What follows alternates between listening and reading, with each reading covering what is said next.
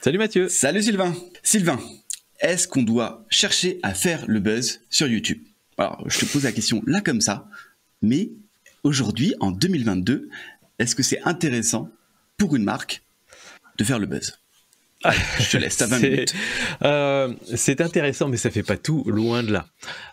Alors déjà, première question, je voudrais savoir, est-ce qu'on parle encore de buzz en 2022 ou est-ce qu'on a admis maintenant qu'on parlait de vidéo virale ou est-ce qu'il y a un autre terme qui utilise? Alors, j'ai envie de dire, je pense qu'il y a deux façons. Enfin, pour moi, il y a ces deux concepts différents. En tout cas, c'est comme ça que je le vois. Pour moi, une vidéo buzz, c'est une vidéo qui n'a pas été réfléchie. Voilà.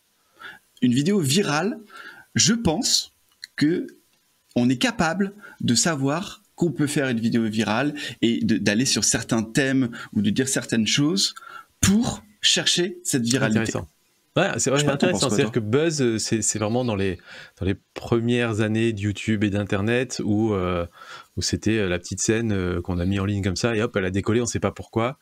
Alors que vidéo virale, il y a une stratégie derrière, il y a une volonté, c'est intentionnel.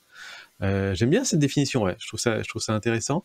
Et du coup, si on reboucle un petit peu sur les marques qui ont fait le buzz ces dernières années, en fait, en réalité, c'est des marques qui faisaient des vidéos virales, je pense. D'accord. Tu as des exemples là en tête pour nos auditeurs? Alors c'est plutôt des exemples anglophones. Je me souviens par exemple de la vidéo sur la licorne qui faisait caca. Je sais pas si ça te parle, c'était pour des petits trucs pour se surélever pour aller aux toilettes. Enfin bref, on va pas faire tout le détail du truc, mais ça a littéralement cartonné et c'était extrêmement intentionnel. C'est-à-dire que la campagne avait été créée avec des spécialistes YouTube, un peu l'équivalent de ce qu'on fait nous mais aux États-Unis. Et donc en fait, toute la vidéo avait été tournée de manière à ce qu'elle soit est-ce qu'il y a un potentiel de viralité énorme. Ils avaient fait de l'A/B testing sur des titres et des miniatures, mais sur une centaine de versions différentes pour voir celle qui marchait le mieux. Ils avaient investi un gros budget publicitaire pour lancer la viralité. Et ça, c'est la première chose que je voudrais quand même expliquer aux auditeurs, c'est que la plupart des buzz de marque qu'on voit sur Internet, mais quand je dis la plupart, c'est genre 95 ou 99%, sont créés par les marques eux-mêmes au départ, en fait. C'est-à-dire que c'est une viralité où, oui, il y a un petit peu d'optimisation, mais il y a aussi surtout un énorme budget pub au début pour créer les premiers millions de vues, pour qu'ensuite, les gens tombent dessus, ils disent « Waouh, ça fait des millions de vues, ça vaut le coup que je la regarde un petit peu plus. » Et donc souvent, c'est artificiel, en fait. C'est un buzz artificiel qui donne l'impression que ça a décollé comme ça, alors qu'en fait, en réalité, il y avait des gros budgets pub derrière. Donc, on en revient à ce que je dis. Aujourd'hui, une vidéo virale, on peut en faire. Parce qu'il y en a souvent qui disent que le buzz arrive comme ça, ou en tout cas la viralité, c'est de la chance, c'est que les planètes sont bien alignées. On est bien d'accord qu'aujourd'hui, certains spécialistes peuvent créer une bonne vidéo, peuvent créer des concepts qui sont là pour aller chercher la viralité sur une chaîne YouTube. Carrément. Ok, partons de ce principe. Ma question aujourd'hui, est-ce que c'est intéressant? Est-ce qu'il faut le faire quand on a une chaîne YouTube? À mon avis, c'est intéressant de mettre en place tous les ingrédients pour que ça puisse se produire. C'est-à-dire que il y a, c'est jamais sûr à 100%. Même si vous avez les meilleurs experts du monde, c'est jamais sûr à 100% qu'une vidéo va devenir virale, parce qu'on a quand même besoin des algorithmes de recommandation derrière, et surtout pour la viralité organique, moi c'est celle qui m'intéresse le plus, celle qui fait que, par exemple avec un client que j'ai eu, on va en parler un petit peu aujourd'hui, pour ce client, c'était la 5e vidéo de sa chaîne YouTube, et les premières vidéos avaient fait 200 vues, et la 5e a fait 150 000 vues. Et là, à mon sens, c'était un peu tôt, en fait, pour avoir une vidéo virale. Alors, c'est cool, ça lui a permis d'avoir beaucoup de personnes qui commencent à le suivre, etc. Mais il n'avait pas encore ce catalogue de vidéos derrière, il n'avait pas encore travaillé son angle suffisamment bien pour que, quand on arrive sur cette vidéo virale, et que vraiment tout le monde l'a vu, cette vidéo, et qu'on aille voir le reste de son contenu, on se dise « Ok, mais c'est super intéressant, je vais le suivre, je vais regarder 3, 4, 5 autres vidéos. » Et donc, pour créer cette connexion tout de suite avec la personne derrière, c'était un peu tôt, en fait. Donc, il va falloir qu'on essaie de reproduire cette viralité sur les prochaines vidéos. Donc, il peut être trop tôt pour avoir une vidéo virale, même s'il n'y a pas de dégâts derrière. Là où il peut y avoir des dégâts, c'est si on fait une vidéo virale qui est un peu off par rapport à notre thématique, et si elle est virale pour des mauvaises raisons. Et donc, du coup, tout le monde vous découvre, mais pas vraiment sur quoi vous vouliez qu'on vous découvre. Je ne sais pas si tu vois ce que je veux dire.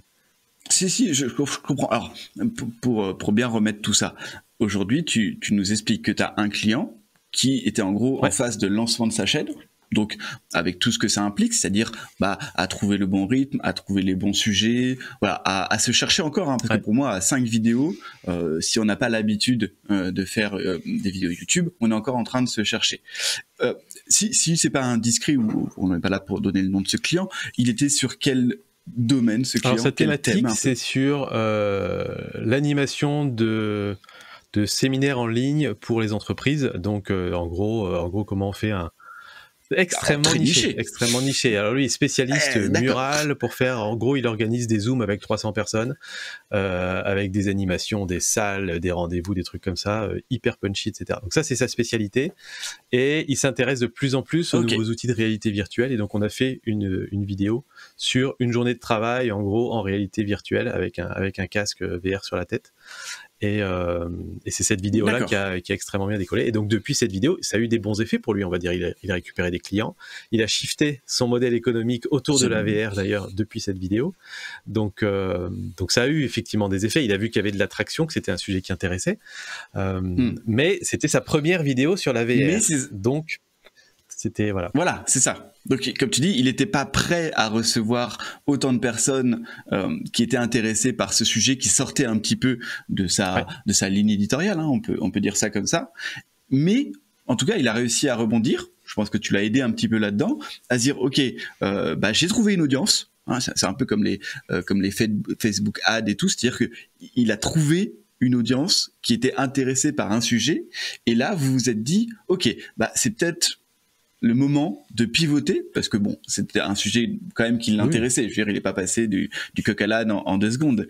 Et ça lui a permis donc de gagner, comme tu as dit, des clients, une audience. Je pense qu'il a dû gagner quand même beaucoup d'abonnés. Hein. Quand on part d'une vidéo qui fait, tu me dis, 200, 300 vues, c'est-à-dire que le nombre d'abonnés de la chaîne est à peu près similaire, un petit peu plus peut-être, à 150 000 vues, ça doit faire une Alors, grosse différence. on peut Et il a donner gagné les beaucoup chiffres. d'abonnés à faire ce buzz. Il avait effectivement une petite centaine d'abonnés avant. Il y avait pas mal de vues externes qui venaient de LinkedIn.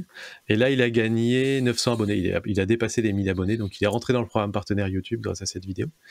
Mais donc, c'est pas tant que ça. Vous voyez, D'accord. 150 000 vues, gagner 900 abonnés, c'est pas si énorme que ça non plus. Donc là, ça, c'est, on va dire, un des inconvénients de la viralité, c'est que ça ne fait pas tout.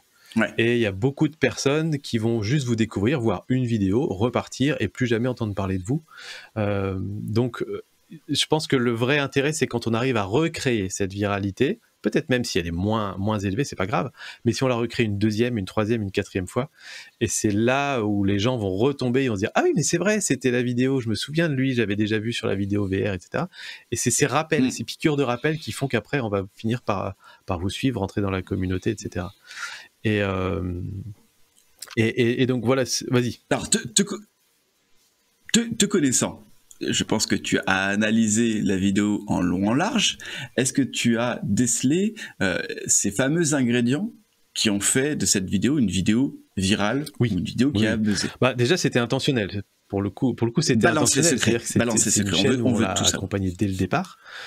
Donc, on avait travaillé son angle, on avait travaillé sa stratégie de contenu. Même les premières vidéos étaient déjà tournées un petit peu vers de la viralité. On a testé différentes choses. Et donc, sur celle-là, il y a, on va dire globalement, la combinaison de 3 facteurs qui ont fait que ça a vraiment décollé. Premier facteur, écoutez bien les 3 facteurs de buzz. On est sur un sujet d'actu qui parle même un peu du futur, qui interroge, qui est un peu clivant, la réalité virtuelle, est-ce que c'est bien, est-ce que c'est pas bien, etc. Donc on a un sujet qui nous titille la curiosité.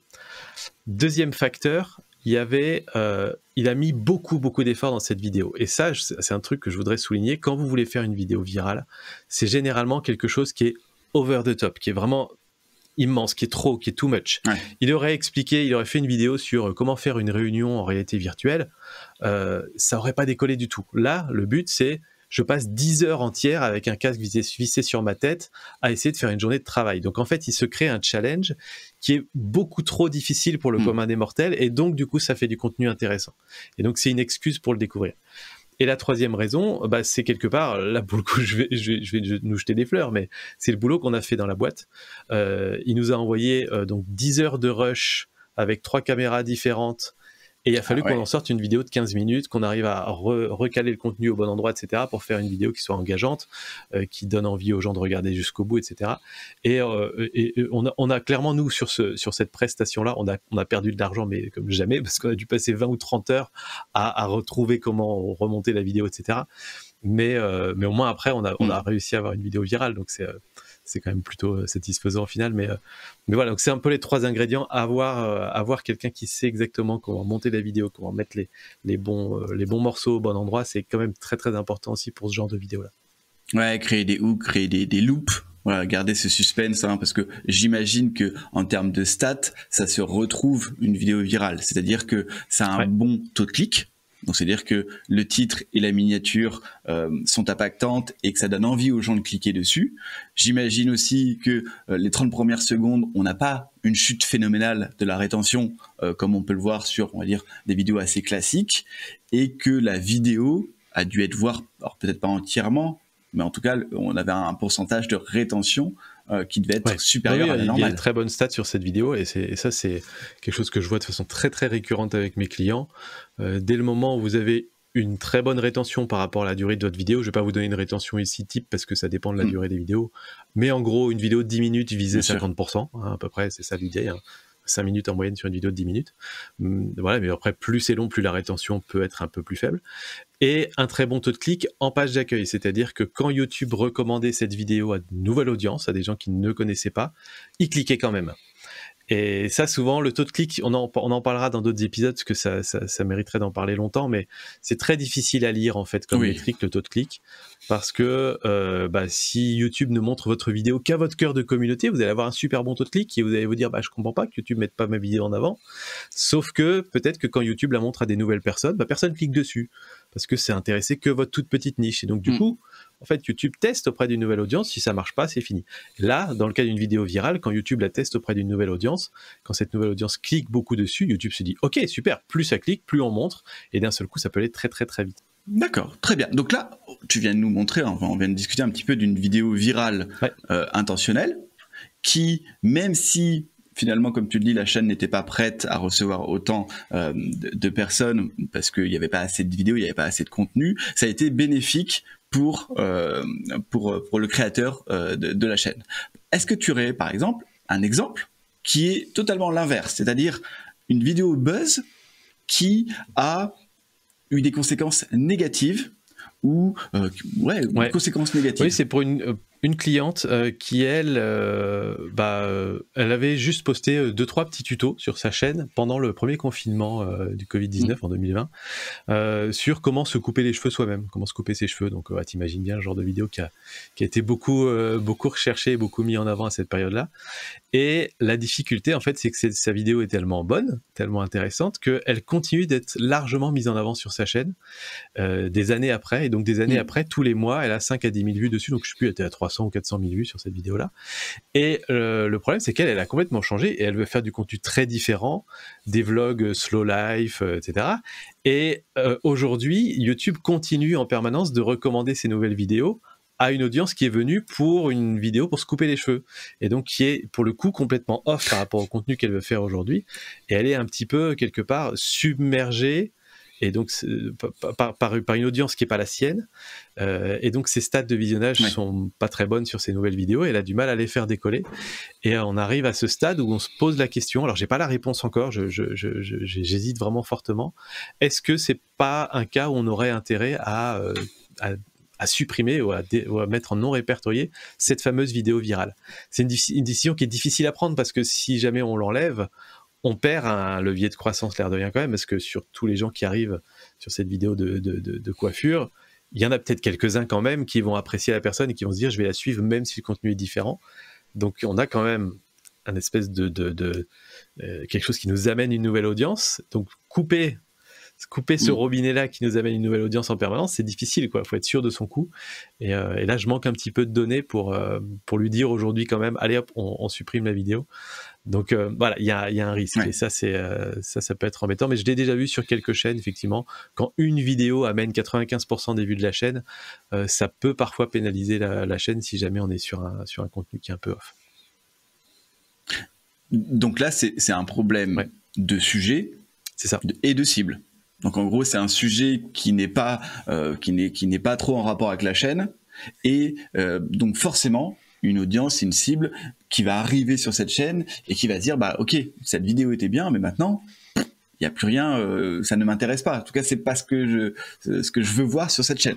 Donc encore une fois, c'est important d'avoir une cohérence dans sa ligne éditoriale et pas aller parler vraiment de quelque chose qui n'a aucun rapport avec sa chaîne juste pour chercher des vues, parce que même si on est content d'avoir une bonne vidéo qui fonctionne, hein, l'ego est content, on fait des belles stats, ça peut desservir sa vision et sa stratégie long terme, parce que rappelons, hein, on va le rappeler tous les deux, c'est quelque chose qui est très important pour nous.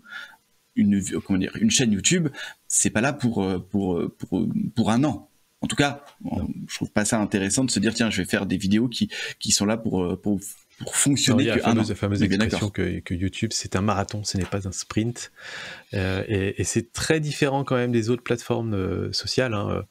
Sur les autres plateformes, on peut raisonner en termes de campagne de communication, par exemple, et de dire, allez, pendant quelques temps, on va publier du contenu sur ce type-là. Vu que de toute façon, c'est un feed, c'est un flux d'actualité, bah, dans quelques mois, on les verra plus, ces contenus, donc c'est pas grave. On peut vraiment jouer sur l'actualité et naviguer comme ça au fur et à mesure. Sur YouTube, c'est plus différent parce qu'on a des avantages à avoir, du coup, des anciennes vidéos qui nous ramènent en permanence des nouvelles personnes, mais ça veut aussi dire qu'il faut qu'on reste assez droit sur notre ligne éditoriale. Donc c'est un peu moins permissif, on va dire, sur le fait de prendre des virages à 90 degrés sur son contenu, et surtout on n'est pas là pour communiquer pendant 2-3 mois et après ça laisser tomber. On est vraiment là pour créer une stratégie long terme qui est extrêmement bénéfique. Nous on le voit pour nos clients, mais qui demande un petit peu de patience. Ok, bon je pense qu'on a fait le tour des vidéos buzz, des vidéos virales. Donc on est bien d'accord, hein. Pour résumer, on a bien vu la différence entre le buzz qui est c'est de la chance, ça nous tombe dessus. C'était des choses qu'on pouvait voir avant, c'est-à-dire il y a quelques années, effectivement, on avait des vidéos sans faire exprès qui faisaient le buzz, tout le monde en parlait, et des fois on pouvait être dépassé. Par contre, aujourd'hui, on est d'accord que certains spécialistes, certaines chaînes font exprès de créer des vidéos virales. Tu nous as donné 3 ingrédients qui sont intéressants. Hein. Si vous n'avez pas retenu, réécoutez l'épisode. Voilà, hein, on va pas répéter les secrets, on le garde un peu pour nous aussi. Ok, et on vous a donné 2 exemples, avec des exemples concrets. Donc un buzz qui a permis de pivoter une chaîne, et au final d'en tirer un petit peu certains bénéfices. Par contre, un buzz ou une vidéo virale qui a des conséquences toujours aujourd'hui, on est d'accord, hein, qui a encore des conséquences, qui est difficile de capitaliser sur cette vidéo virale et qui, sur le long terme, est pénalisante pour une chaîne. Donc, je pense que pour conclure, on peut dire, vous voulez faire de la vidéo virale, vous pouvez le faire. Il y a certains thèmes, il y a certains sujets qui fonctionnent très bien. Par contre, attention, soyez prêts.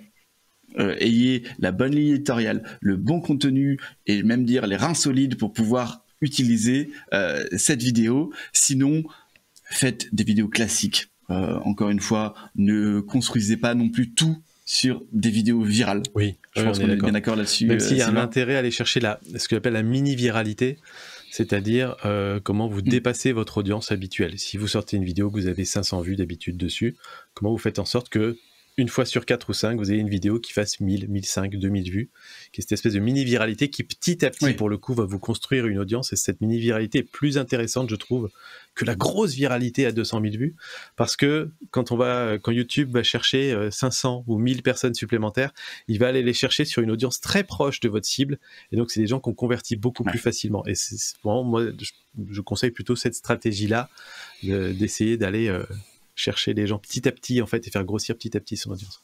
Ok, et parfait. Je pense qu'on est bon. Cherchez des mini-buzz et pas des gros buzz. Si vous voulez continuer à discuter des vidéos virales, de quels sont les ingrédients, et même, si vous avez déjà fait des vidéos virales, des buzz, des mini-buzz, n'hésitez pas à nous mettre tout ça dans le post LinkedIn. Vous retrouverez ce post dans les ressources de cet épisode, et si vous pouvez nous mettre un petit commentaire, 5 étoiles sur Apple Podcast, ça nous intéresse et on vous remercie. Sur ce, moi je vous dis ciao, à très bientôt pour un nouvel épisode Salut tout le monde, salut Code Mathieu. YouTube.